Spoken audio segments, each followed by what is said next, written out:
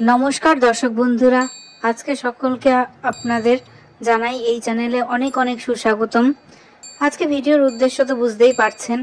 এবছর 2025 সালে দোলযাত্রা বা হোলি ঠিক কবে, রঙের উৎসবের দিনক্ষণ এবং দোল পূর্ণিমার তিথি এ সম্পর্কিত আলোচনা থাকবে। তার সাথে থাকবে আলোচনা হোলিকা দহন কেন এবং কিভাবে করা হয়। দোল বা হোলি উৎসব সারা দেশ জুড়েই ব্যাপক আড়ম্বরে পালন করা হয়। হিন্দু ধর্মে এই উৎসবটি অধর্মের ওপর ধর্মের বিজয় হিসাবে উদযাপনের একটি দিন। এর আগের দিন হোলিকা দহন করা হয়ে থাকে। হোলিকা দহনের আগে বিশ্বের স্রষ্টা শ্রী বিষ্ণু এবং অগ্নিদেবের পুজো করা হয়। পৌরাণিক কাহিনী অনুযায়ী রাক্ষস রাজা হিরণ্যকশিপুর আদেশে তার বোন হোলিকা প্রহ্লাদকে কোলে নিয়ে বসে আগুনের মধ্যে প্রবেশ করেছিলেন, কিন্তু ভগবান বিষ্ণুর কৃপায় প্রহ্লাদের কিছুই হয়নি। হোলিকা পুড়ে ছাই হয়ে গিয়েছিল। কথিত আছে যে এই দিন থেকে হোলিকা দহন করা হয়ে থাকে।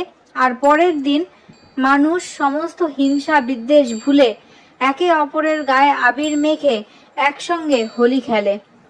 এবছর দোলযাত্রা পড়েছে 14ই মার্চ 29শে ফাল্গুন দিনটিতে, যে দিনটি আমরা বসন্ত উৎসব হিসাবেও পালন করে থাকি। হোলি সাধারণত দোলের পরের দিন পালন করা হয়।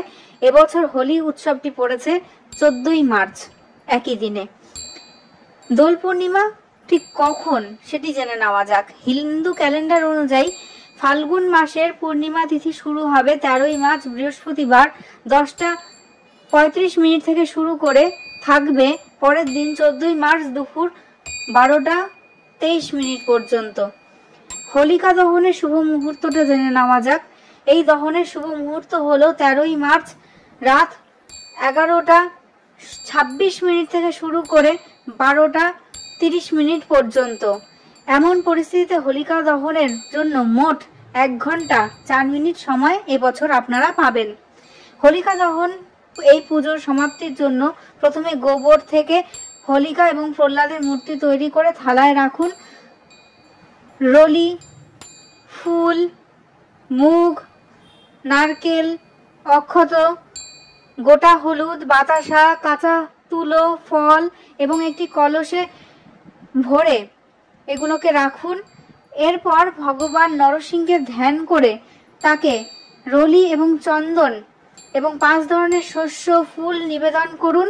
কাঁচা সুতো দিয়ে হোলিকাকে 7 বার প্রদক্ষিণ করুন। সবশেষে আবির দিন, জল দিন। এভাবে হোলিকা দহন করবেন। আপনাদের এই দিনটি এবছর এই দোল উৎসব শুভময় হয়ে উঠুক। সকলে খুব আনন্দ করে খেলুন এবং দেখবেন যাতে কোনো রকম অসুবিধা কারণ না হয়। নমস্কার ও ধন্যবাদ। যদি ভিডিওটি ভালো লেগে থাকে তাহলে অবশ্যই একটি লাইক করবেন, কমেন্ট করবেন। পরবর্তীতে কি ভিডিও চান সেইটি কমেন্টে লিখবেন এবং এই চ্যানেলে সাবস্ক্রাইব করে পাশে থাকবেন। অনেক ধন্যবাদ এই ভিডিওটিতে সাথে থাকার জন্য। দোল পূর্ণিমা সবার অত্যন্ত ভালো কাটুক এই কামনা করি।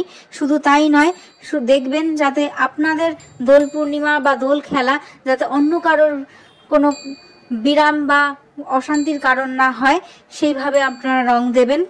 সবাই ভালো থাকুন।